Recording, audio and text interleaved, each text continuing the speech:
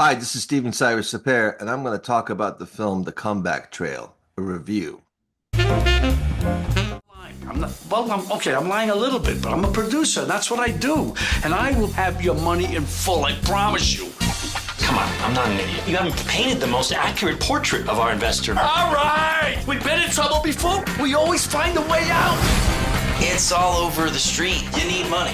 Why don't you guys come by the set? Frank Pierce is gonna be there. Excuse me, Mr. Pierce. I'm so sorry to bother you. Can I get your autograph?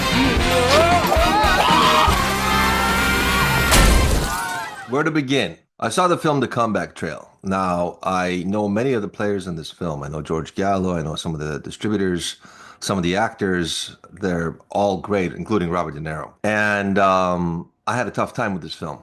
Now, I know it had its issues. The film, unfortunately, was released right when COVID happened. So I think it had a couple of thousand theaters booked. And, you got a cast like Robert De Niro, Morgan Freeman, and Tommy Lee Jones. I mean, come on, that's a great cast, right? So I know they had issues getting the film out. COVID happened, everything shut down. So that was a dead end. And then it took a sidebar. It kind of went away for a while. But that said, it resurfaced on Paramount Plus.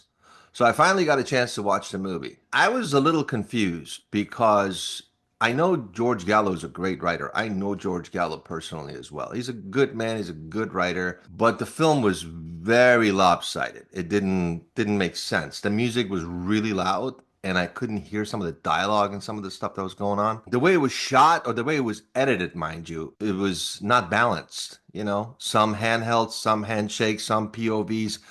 There's a rhyme or reason of why a director does what he does, and I'm sure George has done a great job with this. But I think the powers to be, which it takes a entire village to make a movie. It's not just one person, and there are many many hands that go into making a film, all the way from the writer, director, producer, executive producers, distribution, blah blah blah. It just keeps going, and the way they negotiate the contracts is to have a say in how things go.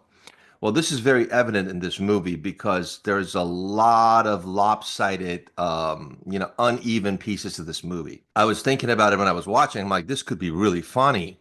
The punchlines could be very funny, but the timing was off. And that's disappointing because, Midnight Run is one of my most favorite movies of all time. I love that movie. And it was written by George Gallo.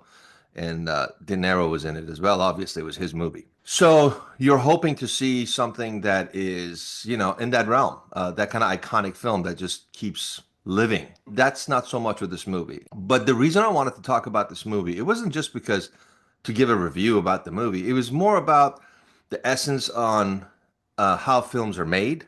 This is a really good example, how films are made.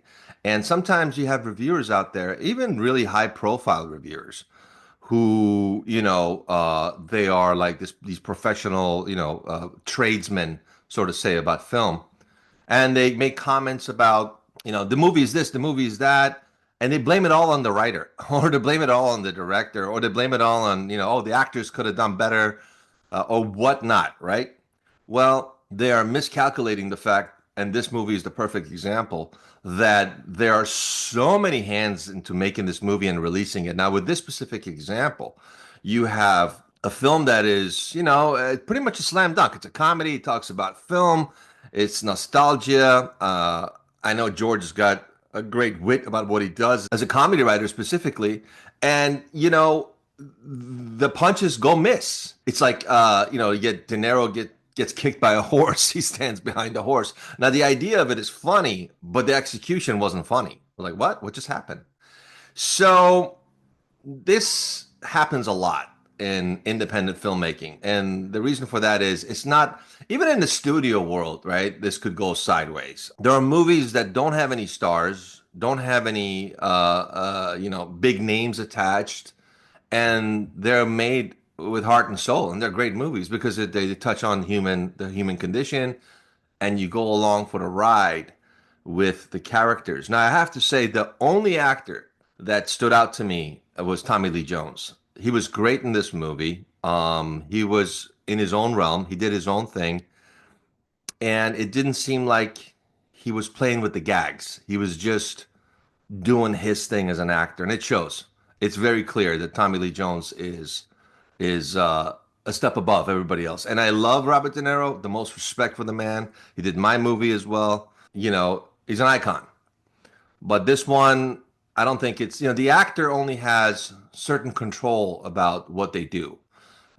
They can do their performance, but if it's disheveled in the editing room or a studio or whoever decides to shift some things around, all of a sudden, especially, and this highlights it in this specific film, especially because this film had a pressure cooker on it because of COVID, because it was derailed. It was supposed to be in a theater, and that's just shit luck when it comes to making a movie. And then people were just trying to get the movie out and get their money back, really, what it comes down to. That said, a little disappointed with the film. I'm sorry this happened, but it's the perfect example of what the film business is like. It's a business. I'm going to talk about this in my other videos coming down the pipe. It's a business. It's not one man. It's not one individual. Okay, Martin Scorsese has a team of 100 people. So does Christopher Nolan. So yes, Christopher Nolan and Martin Scorsese get all the praise, but there's about 100 plus people behind that movie that comes out the way it does. So Comeback Trail, a little disappointing. The talent in it could have been amazing, but I'm not going to be like anybody else out there who's just a reviewer and writes for a magazine, says, the movie felt this and the movie felt that, and they forget to mention all the dynamics in it, and specifically in this case, COVID, and then sitting on the shelf and then coming back to Paramount Plus. Now, I like Paramount Plus. They're a great platform, and I'm glad they put this movie out. But, you got big three icons in the movie. It's worth a watch, but it's not as funny as I wanted it to be. Till next time.